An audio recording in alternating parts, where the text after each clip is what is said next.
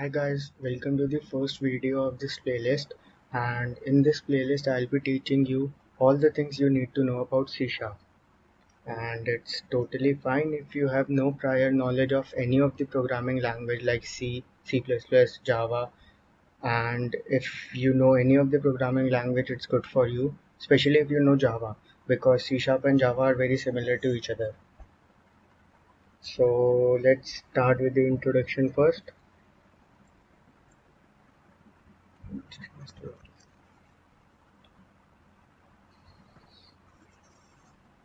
Introduction to C Sharp. What is C Sharp? C Sharp is a general purpose language, and by general purpose, it means that using this we can write softwares in a wide variety of domain. It is not for a specific domain. We can use it for multiple domains, and it is also an object-oriented programming language. By object-oriented, it means that we can use classes, objects, and many other real-world entities like inheritance, polymorphism, data hiding, and C# was developed by Microsoft, and it is used in .NET applications. And now you might be wondering what .NET is. So, what is .NET Framework? .NET Framework is a platform for developing different types of applications. Like we can develop desktop application and web applications, mobile applications, and all that. So the uses of C Sharp.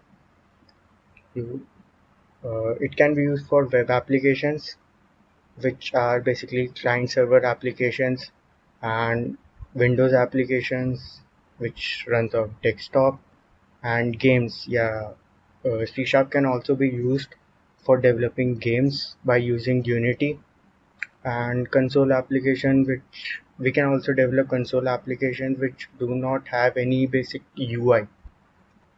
Now let's start with the execution process. Execution process is the process of converting the source code to an executable code.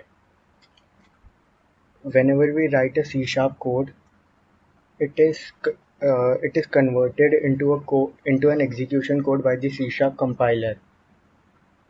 A compiler is a software which converts the which converts the code that we write into a machine understandable code.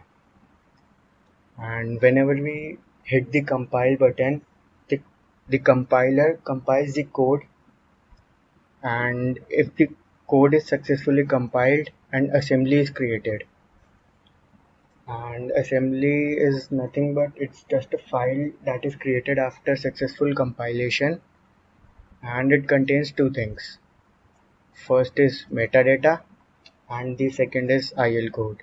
Metadata is the data about data, uh, which means the data about the code we have written, and IL code is the compiled code. And after creation of the assembly, the CLR comes. CLR is the common language runtime, and it is the execution engine of our .NET framework.